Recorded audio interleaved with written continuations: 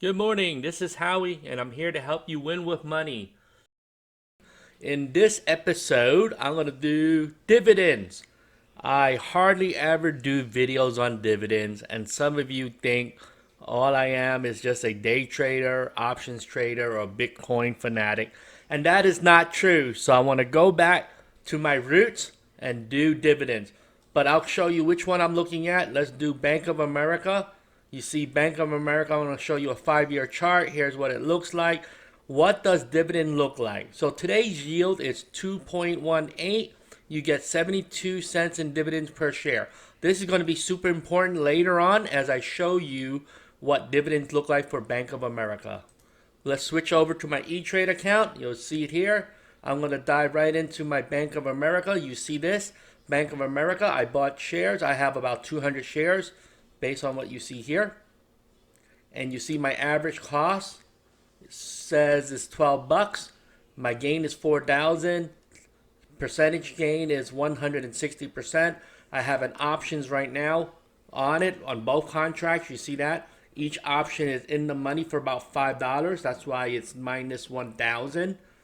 And I'm not going to talk about options in this video. I'm going to go in here and you see all this. The whole transaction history is listed here. I'm going to copy all this out and paste it into a spreadsheet. And here you go. The data, I just dumped it into a spreadsheet. Now I'm going to just do some formatting. I want to do some, just a little things here. I'm going to just create some room. Okay, I just pasted it, that particular screenshot over here.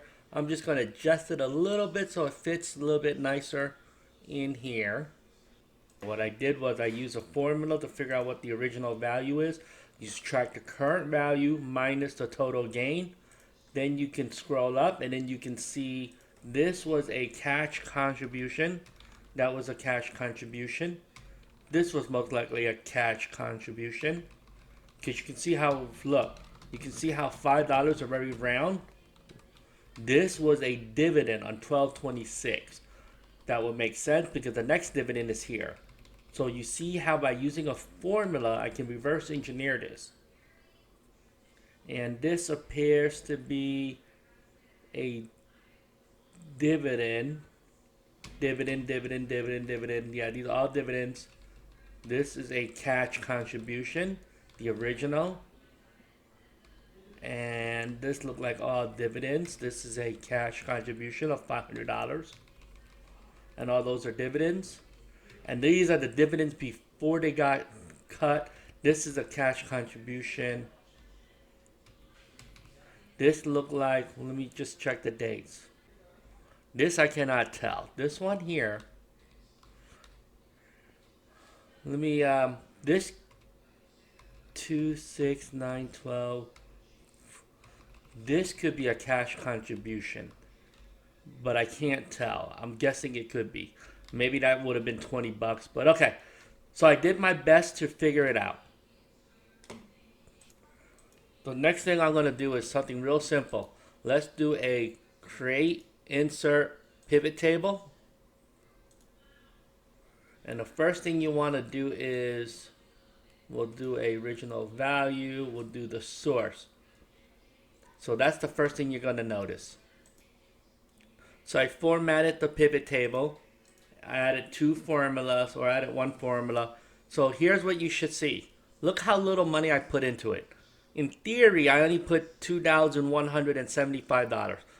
470 were paid in form of dividend. And if you want to see the percentage, that's what it is based on today's value. If you want to see the percentage on this one, you would need to do, hang on, did I do it like that? And then I would need to do something like, so here you see the dividend is 470 of the original value is 17% of the contribution. But if you look at the total value based on the growth, it's 9% so far. So now what does that all mean? Why do people collect dividends? I'll show you why. When you go back to the original data, this data comes from the brokerage account. You see the history of it. What I want to show you is, let's just do a filter on cash contribution. you're going to see how much cash I put in. I put $500 in here. I bought 42 shares at $11 each. And then on June 2012, I bought 100 shares at $7.19 a share. Okay? And then 2020, I bought another 40 shares at a much higher price.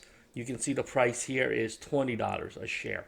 Now, the reason why I want to focus on this 100 shares is I want to show you something really interesting about this 100 shares. So the first thing I want to show you is, remember this again? Today, the shares are $32 a share. It's earning 72 cents dividend per share. I'm going to add a formula here, which is the number of shares times the 72. And this is what you get. So what I wanted to show you is, okay, so I use a formula to get how much dividends I'm getting for each share that I bought. I'm going to just paste this down here. Paste this up here. And this is what I earn. So does that make sense? This 100 shares is making me $72 a year. This 43 shares is making me $30 a year. This 40 shares is making me this much, based on the current earnings. Now, what does that all mean? All the yellow cells are the ones that I copy from my brokerage account. All these new cells in orange are all derived fields that I just use a formula to solve. So this yield on cost is derived from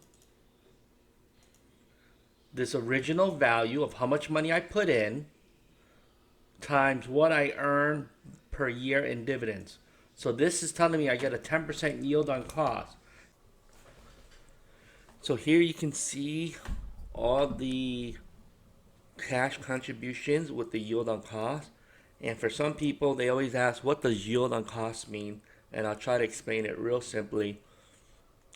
On this day, June 1st, 2012, I invested 100 shares at $7.19, which is 720 bucks. Okay? Then, because of the time, in the last 9 years, the stock went up 356%. Currently, the yield today is 72 cents a share, which means on every 100 shares that I bought back then, I earned $72. If you look at the math, if you divide the original value divided by what I earn in dividends, the dividend is saying I earned 10% on my original $720. And if you do that for everything, you can see the yield on cost is not a lot, but what it means is for every $720 I invested, I'm making $72 today. Here, for every $837 I invested, I'm making $28, which is 3.44. Now, some of it makes no sense. You're like, who cares? But it's just a way to track your investment to see, and you will see this. Bank of America used to trade at even higher prices, $40 or $50, prior to 2008. I started collecting shares right around the last recession. And then what they end up doing was they cut dividends. And this is why sometimes you will see it, there's no more dividend payment. As the share price dropped, you see my dividends paid out at a lower price per share. You can see the price going down. And it hit $7 here, then it went to 16, then it went back down to single digits. So my yields are much higher on those dividends. You see this dividend here. I got 44 cents dividend, which is over here. It's 11% yield. The biggest yield so far is this one here, 13%. And it doesn't really mean much today. Most people don't track yield on cost. It's only fun to see how much money you collected on your original investment. What most people care about is the current yield. We already looked at that through Google. What I like to look at is a couple other things. I already showed you by the pivot how much money you put in, how much is it worth, what is the percentage weighting. The last thing I wanted to talk about was, why did I buy this 40 shares here? This one here. And that's the question. Why did I add 40 shares? And in my original screenshot up here, I show you that I'm doing options trading over here. And in option trading, what I'm doing is I'm layering on an extra strategy to my dividend method. And what this is saying is I'm selling a cover call for May 21 at $28. And then you collect a premium. Now, people want to know how much money can you make doing this. I'm going to show you a spreadsheet of all my cover calls for Bank of America. And what you will see is I pasted all this in. I've been doing Bank of America. If I can just do this formula real quick.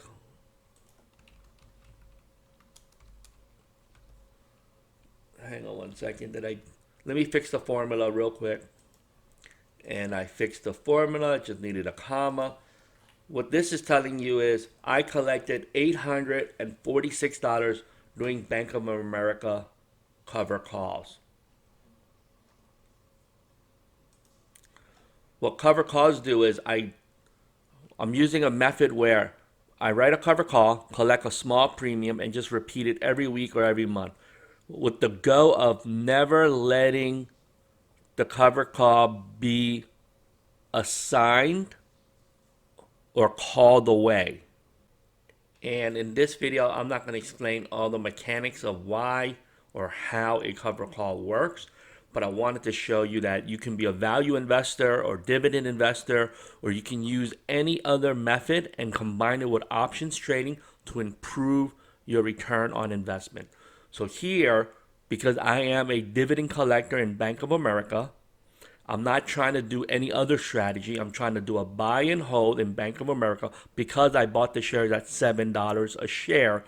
I want to keep my cost basis low on my brokerage account for no other reason than to show people that buying and holding can be very profitable regardless of the cycles of the market. So your shares will hit a peak and it will drop down, and sure, I missed it, and then it will peak again and it will drop down and peak. And most investors will not be able to time the market to sell at the peak and buy back at the next dip. But using dividends, that is a built-in what? Dollar cost averaging method using a reinvested dividend, because 4 times a year you're buying shares even if you don't think that's the right price. Now you see in my case, I'm buying shares on the way up. Now that it's peaked and it's going on the way down, it's still buying shares. On top of that, my other strategy is I collected more premium. This $800 you see is very significant, $846. And what I end up doing is, you just see what I did. I added the 846 over here because I wanted to reflect on my pivot table. And here you go. I pivoted so you can see this 846. You see it's pretty huge. My options trading returned more dividends in a year of doing it. It's a little bit more than a year. You see that? I started right here, November 2019. Bank of America, I've been collecting shares since 2008, according to this. So in the little time that I've been doing options, you see I made 10% return out of the total value, but the dividend only returned this much. And this is a good way to see how dividend can add to your simple strategy. So this is your buy and hold strategy here, the top piece, which works. Right? No one is denying that buy and hold don't work. I made 160% return using a buy and hold. But on top of that, you see that my options trading now is adding more value than the dividends over the last decade.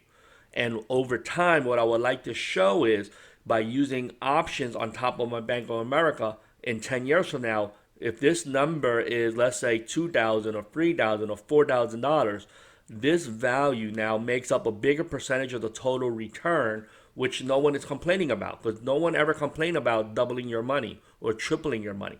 But if I can boost the return by using options, then this is what I want to teach. It can be done in a way that you can manage risk, reduce your risk, and your shares don't have to be called away or assigned, which means somehow I'm still rolling these options forward with the intention of still collecting a premium each time. And that's the goal. Over the long term, I want to try to collect options premium every time. So with that being said, I'm going to end this here. If you want to know who I am Howie. I'm here to help you win with money. I am Florida's financial coach.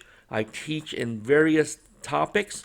I am a dividend investor, but I don't do a lot of videos on dividends because guess what? You buy it once, you set it, you forget it, and a decade later, maybe I can show you the data of what happened with that purchase. No need for me to show you a dividend video each day on that one holding. That's why I create options video, because those do change weekly or monthly. With that being said, hope you enjoyed this. Give me a thumbs up, like my other videos or watch my other videos. Comment below if you want to see me do another type of video like this, but using a different security. I'm here to help you win with money. Let's do this together. Let's do this $1 at a time and have a profitable day.